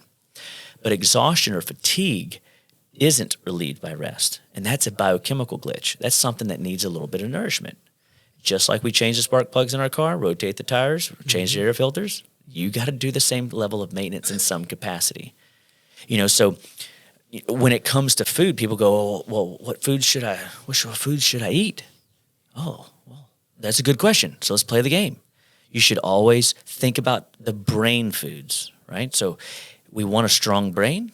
Let's give some people some brain foods, right? So we rub guacamole or avocados in our hair. Perfect. It's rubbing around. Yeah, man. That's one of our first most amazing fats that we can put into our body. It's so good for the brain. And then if you think about blueberries, or what I like to call brain berries, they're coming out of my nose and coming out of my eyes. There's 2, and I'm like, yeah, I got, these brain berries. And then I got some broccoli stuck in my teeth. I'm like, feeling like that, country boy with the broccoli in my teeth, and we all need those cruciferous vegetables. So even though I don't eat, broccoli, cruciferous vegetable family still serves the liver in a powerful way.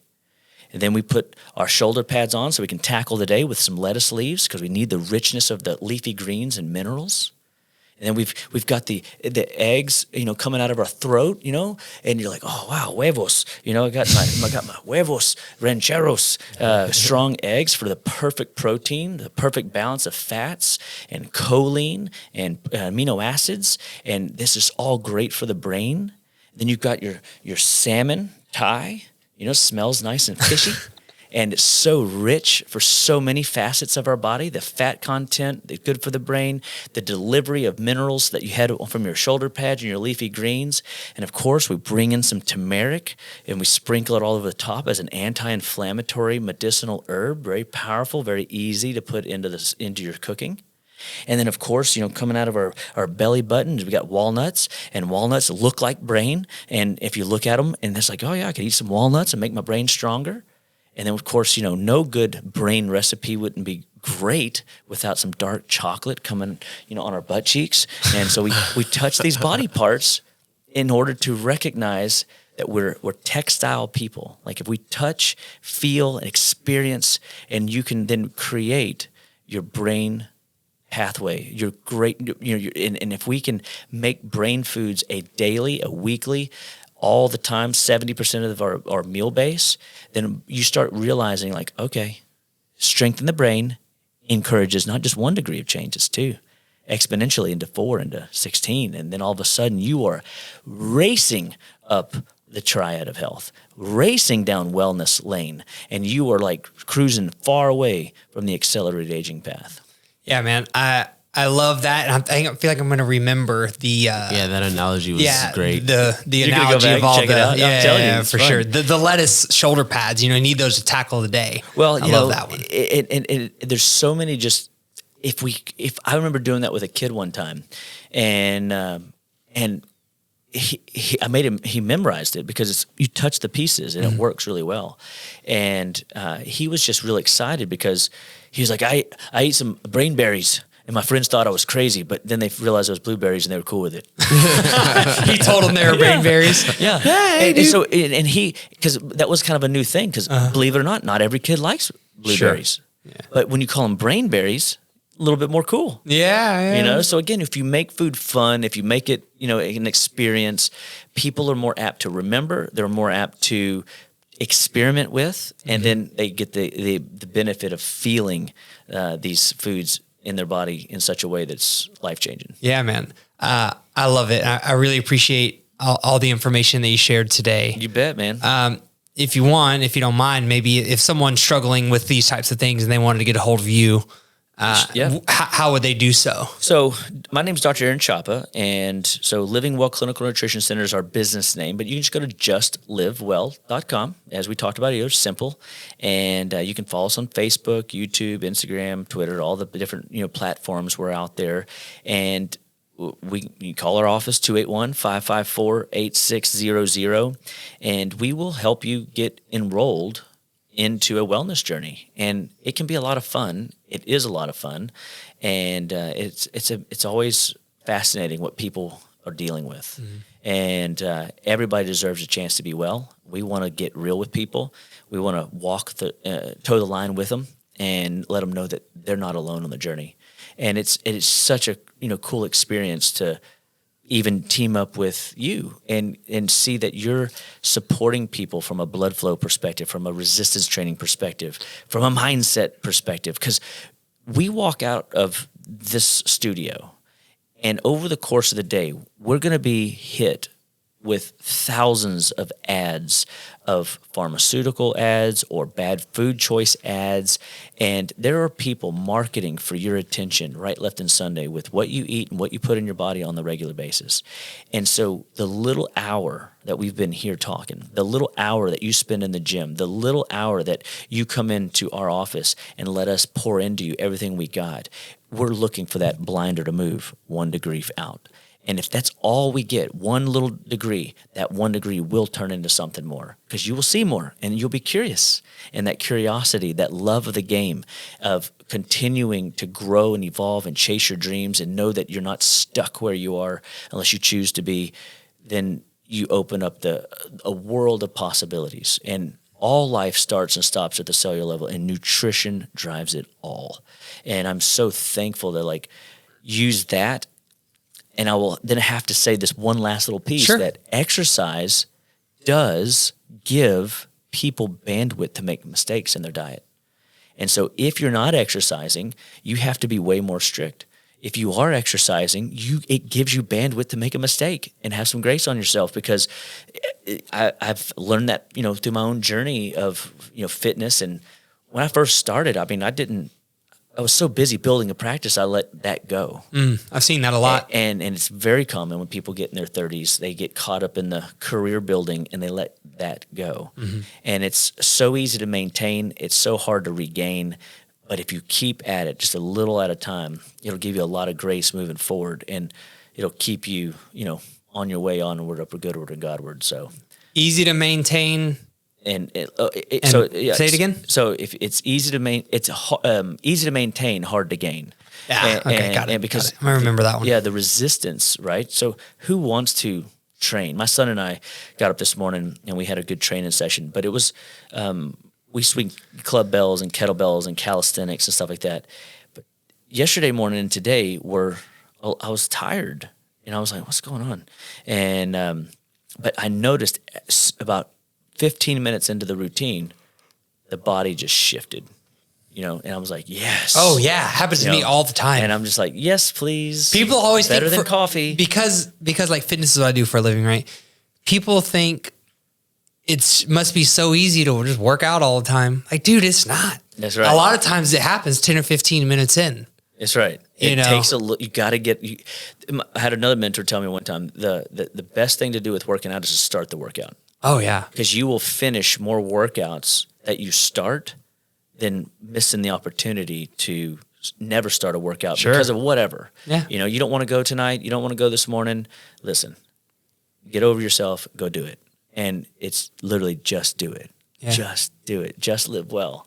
It's your choice. Yeah, man. I love that. Sean, do you have anything else you want to throw? Any questions? I have two questions, or I have two things to say. Something we were talking about, just like going to getting in the workouts, and I totally agree. I think after like a good warm up, I usually take about 10, 15 to get warmed up, and that's when I'm like really like, all right, cool, let's get this workout. Even if I didn't feel like doing it. Something that really helps me though, and it might seem a little bit superficial, but I got an Apple Watch within the past like year. And man, it's something about filling up those rings every day and looking back at that calendar and seeing every day that you put in the workout. It's like if I don't wear it, if there's been probably like 2 workouts where I didn't wear the Apple Watch and it felt weird. It felt just strange. And people all the time tell me too that, they don't want to have that level of accountability. And I'm like, why not? The world is competing for you to be lackadaisical, distressed, beyond measure, and bad sleep.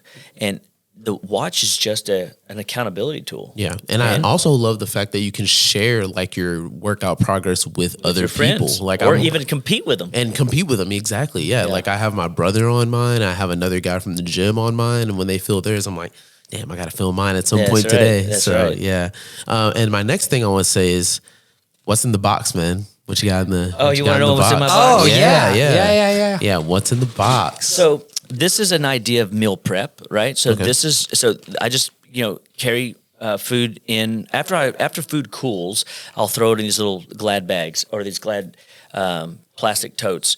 And we could have another talk about plastics and things at some point because it does create estrogen issues. I was going to ask you about that, but we don't need to extend this. We can another day. We'll do that another time, and why this seems to be okay with what I'm doing, okay? But this is literally a meal prep that I had and that I'll eat this afternoon. And this one happens to be a half a sweet potato, bell peppers, onions, Brussels sprouts. Nice. And this is going to be a rotisserie chicken.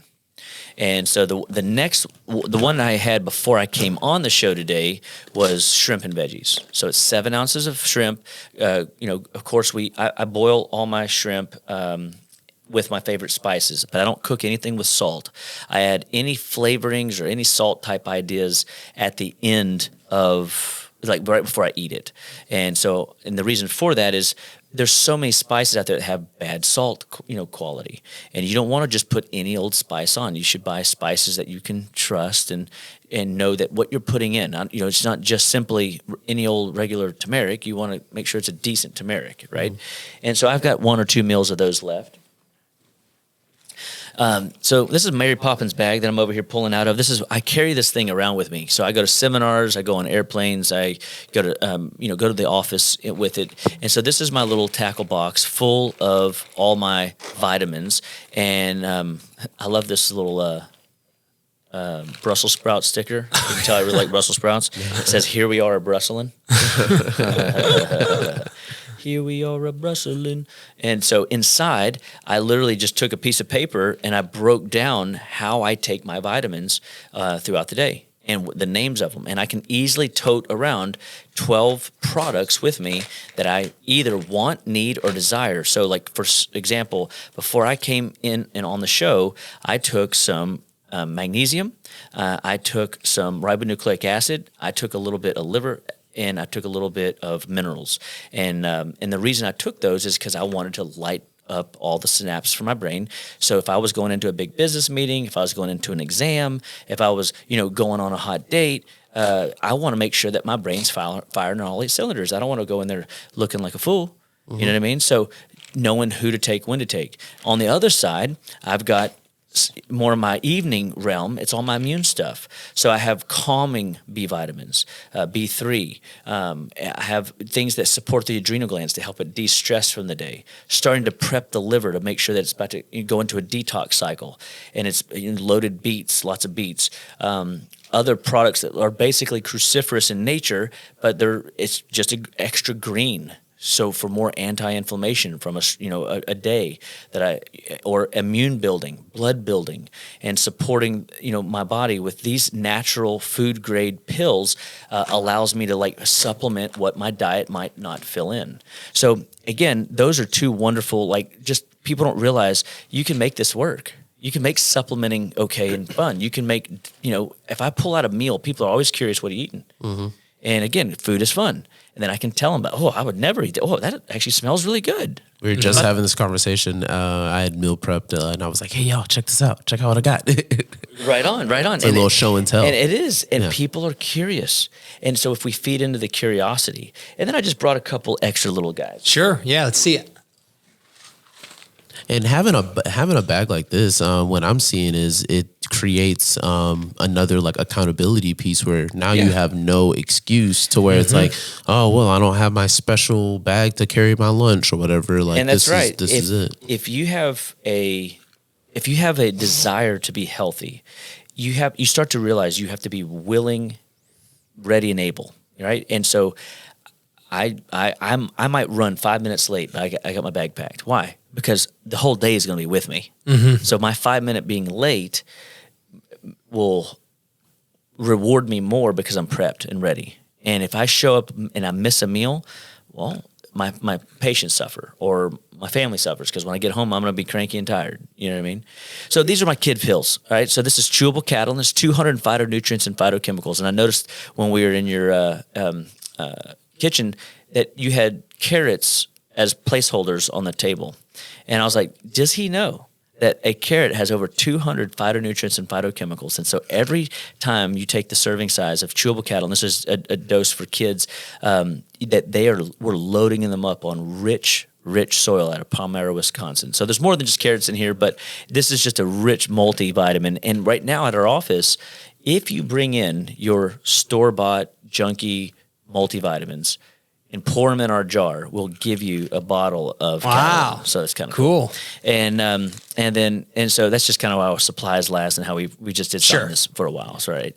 So this is, and I brought these because this little triad basically encompasses minerals, vitamins, immune, essential fatty acids for every aspect of the body. If there's something simple we could do, again, keeping it simple, stupid, right? And so the children's immune, it is not just for kids. I take these on airplanes, and these are things that I do on airplanes as well. But because who's not hacking on an airplane? Who doesn't need a little bit of minerals to deal with all the junk of stress of traveling?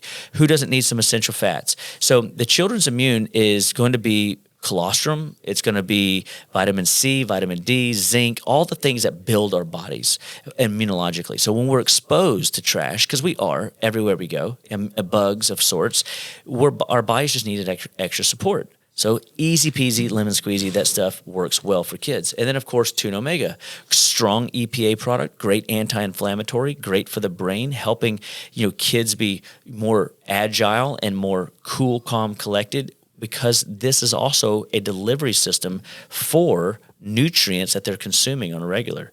And so if you could even get your kids or yourselves to do dosing, some of these supplemental games twice a day, you are way ahead of the curve on moving down away from accelerated aging into the wellness lane. And we try to keep it really simple. It can be hard and it can be complex if you make it. Mm-hmm. But if you keep it honestly real and you eat relatively clean, you're moving really well in a great distance really fast. Yeah, 100%. It's about doing the things that are possible and doing them consistently over a long period of time. That's right. I think you and I even talked about that. It's the discipline of consistency. That's right. So that's what leads to results. So I got a couple other things, but they're just extra stuff. But at the end of the day, like I think find what works for you, shoot for it. 7 out of 10 times. Recognize that you eat the same 11 meals over and over again. Be open to what the signs are telling you around everywhere you go. Like if I see only the greatest, if I see that little pyramid, I'm like, yeah, I'm on my way up. That's right. And so what happens is you start recognizing that God's talking to you always. And if you always are open to reading the signs around you and you realize you're not alone, we're all working on this journey together, and you got people that love and support you, that is a very rewarding space to be in. Yeah, I love that. I really appreciate your time. Thanks for taking your time out of here. I think we're knocking on the door of one of our longest, not the longest, but we're knocking on the door. So well, I'm sure we could go longer. Maybe next time what we'll do is we'll let it be just a setup for something. Yes, we'll for something bigger. And if any of your team and the people that watch your show want specific conversation ideas, I mean, I teach classes all over. Oh, cool. And so I do thyroid programs, adrenal programs, blood sugar programs, sleep programs, morning routine programs. You don't just work out of your office. You're kind of traveling around doing talks and stuff like that. Absolutely. What type of events are those usually, just real quick? Well, so like we have one coming up in, I believe it is the end of October, beginning of November. So be teaching a blood work seminar, how to read blood work functionally. Cool. And appreciate that, today's modern blood work is available to more people than they realize. People don't know how to read their blood work. And so learning how to read blood work and getting a good interpretation of where your body is super cool. So the blood doesn't lie. What do you know the date and? Not off the top of my head, but I can get it to you. I can put it in the description. That'd be great. And so that's one. We have different things that we just had a thyroid class not too long ago, and one of our other docs does a mommy wellness class, and so we as a team, and you got to meet Lynn, who we want to get on the show as well. She focuses and specializes in neuro-emotional technique. She works on doing what I would say 7 years of therapy in an hour. And people go, what is that? That sounds terrifying. And the reality is it's so freeing and it's so rewarding. And the psychology is absolutely another part of this story of that health and wellness triad that has to be dealt with. And so, for us at Living Well, we are wanting to be a beacon of light to people that have seen us in the past, people that know who we are today, and people that don't know us yet.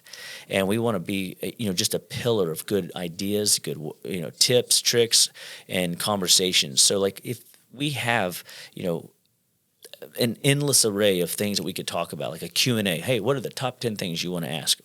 We can talk through it. Sure. So it'd be fun. Yeah. And if you're listening to this right now, and you know anyone that needs that light, share this podcast with them. Please, yes. Our goal here is just to help Houston make its way up the ladder of health and fitness. And the only way to do that is to share great information like what Dr. Chapa shared with us today. And guys, we'll see you next time. All right. Thank you. Later. Peace.